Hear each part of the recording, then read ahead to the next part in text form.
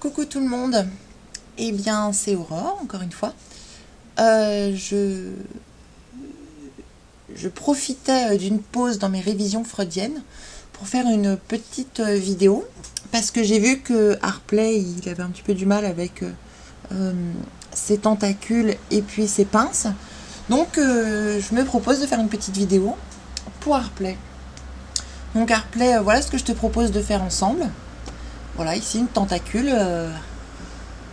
Ça vaut pas le truc du Docteur Octopus, celui dont personne ne prononce le nom. Mais encore une fois, je suis pas une professionnelle et voilà. Donc si ça te tente, et ben c'est parti pour cette petite vidéo. Alors ce que je te propose de faire, donc c'est ça. Et tu vas me dire, oui, mais il n'y a pas encore les pinces. En fait, on va déjà faire ça. Et puis si ça te plaît et que ça te sert à quelque chose la vidéo, ben, je ferai les pinces. On fera les pinces ensemble, parce que si tu t'en fous complètement, je vais peut-être éviter de faire une vidéo pour rien. Voilà. Et bien, c'est parti. Donc, déjà, je vais cacher Cam Studio. Voilà. Et je vais fermer ça. Et on va faire un nouveau document. Donc, je ne sais pas si tu as remarqué sur les tentacules, en fait, il y a une sorte d'élément qui se répète tout le temps. Voilà, et donc, nous, ce qu'on va faire, c'est qu'on va commencer par créer un élément, qu'ensuite, on va répéter avec MoGraph. Et ensuite, on utilisera l'enveloppe spline pour lui donner sa forme de tentacule, en fait. Enfin, la forme qu'on veut. Donc, ce que je te propose de faire, c'est de créer un cylindre. On le met en plus X. Voilà. Je vais passer en affichage de gros lignes, histoire de voir un peu ce qu'on fait. Donc, on va lui mettre une hauteur de, allez, 100. Ça me paraît bien. On va un petit peu l'agrandir. Voilà. Et on n'a pas besoin des couvercles. Donc, on enlève les couvercles. Alors ensuite, ici, il y a 36 segments de rotation dans l'objet, comme tu peux le voir. Et on va en mettre juste 6. Hop, voilà. On édite l'objet avec la touche C ou la petite icône ici. Voilà. On prend le mode arrête. UL pour faire la sélection par boucle. On prend cette boucle-là. T pour la mise à l'échelle. Et on agrandit un petit peu. Oui, quelque chose comme ça, ça me paraît pas mal. Voilà. Ensuite, on prend l'outil d'extrusion qui se retrouve ici. Alors oui, je suis dans l'interface de modeling. Parce qu'il y a les petites options, enfin les petites icônes en dessous, c'est plus pratique. Donc, hop, je clique sur cette icône. Je ne clique nulle part dans la fenêtre. Je vais directement dans ces options et je vais lui donner un décalage de 0. Et une subdivision de 0 évidemment. En fait, tout à 0. Appliquer. Je prends... Alors en fait, ça a dupliqué les arêtes. Enfin, ça les a extrudés. Plus exactement, mais au même endroit. Donc, je fais T pour la mise à l'échelle. Et je réduis quelque chose comme ça. Ouais, pourquoi pas. Je recommence. Extrusion. Extrusion à 0. J'applique. Et cette fois, avec l'outil de déplacement, je le déplace vers l'arrière. Voilà, alors ça ressort un peu, donc T, on met à l'échelle. Voilà, ce qui donne quelque chose comme ça. Très bien, voilà. Donc, ce qu'on va faire aussi, c'est qu'on va le fermer plus ou moins derrière. Donc, encore une fois, D, pardon, D, D, voilà pour l'extrusion, décalage de 0 appliqué, T pour la mise à l'échelle, et je réduis quelque chose comme ça. Voilà, donc ça nous fait un premier pattern. Alors ce qu'il y a, c'est que si après tu veux le mettre dans un HyperNURBS, voilà ce que ça va donner. Donc je le mets dans un HyperNURBS, hop, ça fait un truc tout rond. Donc ce qu'il faut, si tu veux le mettre dans un HyperNURBS, c'est rajouter des coupes. Donc on va désactiver l'HyperNURBS. Ah oui, alors petit raccourci que j'ai trouvé dans un tuto de LFDLFG, c'est si tu sélectionnes l'objet ici, cylindre, que tu appuies sur la touche Q, qui est à côté du S, hein, Q, ça désactive l'HyperNURBS qui est parent de l'objet que tu souhaites. Voilà, donc très pratique plutôt que de se déplacer à chaque fois comme ça. Donc on va lui rajouter des petites coupes à notre objet pour l'HyperNURBS. Donc on est en mode arrête et on va faire sélectionner, excusez-moi, sélectionner par anneau. On va sélectionner cette série là, ici, ici et ici. Voilà, on va faire un biseau. Donc là, cliquez, glisser. Voilà, quelque chose comme ça, pas trop gros. Très bien. Ensuite, UL, UL, et on va faire cela. Alors celui-ci, celui-ci et celui-ci. Petit biseau. Hop. Cliquez, glisser. Et voilà, donc on vérifie que j'ai pas fait de bêtises. Voilà, tout va bien. Donc maintenant, quand on active l'HyperNURBS avec la touche Q, ça fait quelque chose de plus dur.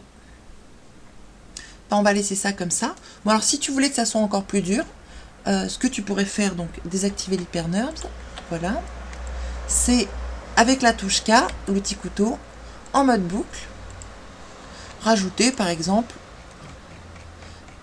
une boucle ici. Alors, pas limiter à la sélection. Alors qu'est-ce qui se pose? Pourquoi il n'est pas content?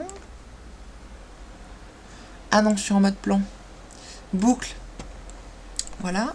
Donc par exemple une boucle ici, relativement proche. Voilà. Une autre ici.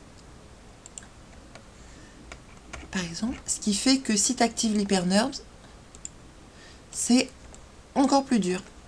Voilà. Donc on a fait notre premier pattern. Alors ensuite, voilà, on va chercher l'outil MoGraph qui s'appelle Cloner. On met le cylindre dans le cloner. Par défaut, Cloner de MoGraph fait 3 fois à la verticale. Donc dans les options de Cloner, on va choisir un décalage en X de 0, puisqu'on reste... voilà. Et je ne sais pas si vous vous souvenez, on avait mis sa taille en X de notre cylindre à 100. Donc là, on va lui mettre un décalage de 80. On peut même peut-être mettre un petit peu moins, genre 60. Ouais, c'est pas mal. Voilà, ce qui fait que ça rentre plus ou moins l'un dans l'autre. Comme ceci. Alors si par exemple, tu veux combler un peu l'espace qui est ici, tu désactives le cloner. Voilà, tu sélectionnes le cylindre. Alors on va tout désélectionner. Et tu attrapes les boucles concernées, c'est-à-dire UL, celle-ci, celle-ci, celle-ci. On réactive le cloner pour voir ce qu'on fait. Et avec l'outil de mise à l'échelle T, un petit glissé, et ça se resserre. Voilà, là ça me paraît bien. Oui, ça me paraît très bien. Ok, donc on va évidemment pas en faire 3, parce que ça fait un peu court comme tentacule. On va en faire, eh bien 50 par exemple.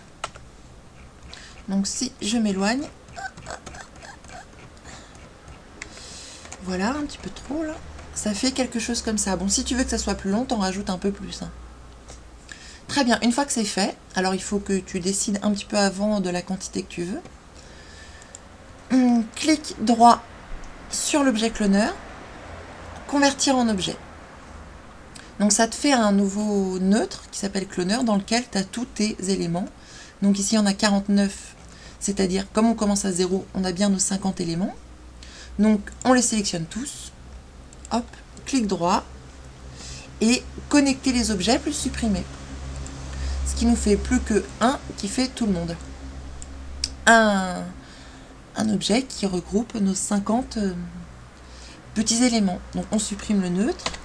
Ça, on n'en a plus besoin. Donc dans le doute, on le garde, mais le masque à la vue et au rendu. On va le mettre en dessous. Voilà. Alors ensuite, il va falloir lui donner sa forme à cette tentacule. Donc on va aller chercher dans ici les éléments de déformation, les déformateurs, voilà, une enveloppe spline. On met l'enveloppe spline en fond du cylindre, voilà, et quand on va dans l'enveloppe spline, voilà, on voit qu'il a besoin d'une spline. Donc on va aller dessiner une spline, donc F4 pour passer en vue avant, voilà, hop. Je vais chercher l'outil cubique, ici, et je vais faire une spline. Donc 1, 2, voilà, quelque chose comme ça. Par exemple, très bien, je repasse avec F1 dans la vue perspective, et à mon enveloppe spline, je lui ajoute cette spline. Et on voit que ça prend la forme. Alors si on veut que tout ça soit dans un hyperNURBS, on le met dans un hyperNURBS. Je vais repasser en affichage de Gouraud tout simple. Voilà. Alors maintenant, il faut penser à, dans l'enveloppe spline, ici le mode non pas adapté à la spline, parce que si tu bouges, par exemple le point de la spline, ta tentacule, elle grandit. Donc c'est pas forcément ce qu'on veut. Donc on lui met ici dans enveloppe spline. Oui, excusez pour les bruits, hein, c'est la vie parisienne. Il fait chaud, tout est ouvert chez moi. Et donc du coup, il y a plein de bruit. Bref, on met préserver la longueur, ce qui fait que si tu bouges un point de la spline, elle va toujours avoir la même longueur. Et là, tu vois que tu peux animer comme tu veux. Voilà pour ça. Voilà, et puis tu attrapes les différents points que tu veux. Par exemple, il doit y en avoir un par là. Voilà, hop. Et voilà, tu as ta tentacule. Alors après, à toi de la placer. Et après, à toi d'en faire ce que tu veux, tout simplement. Et puis, éventuellement, si tu veux une autre tentacule, c'est de refaire un autre pattern. Enfin bref, un élément qui se répète différent. Donc, je vais faire une pause pour cette première vidéo, pour pas qu'elle soit trop longue. Et je vais en refaire une tout de suite, pour faire plus ou moins une texture ensemble. Voilà, à tout de suite.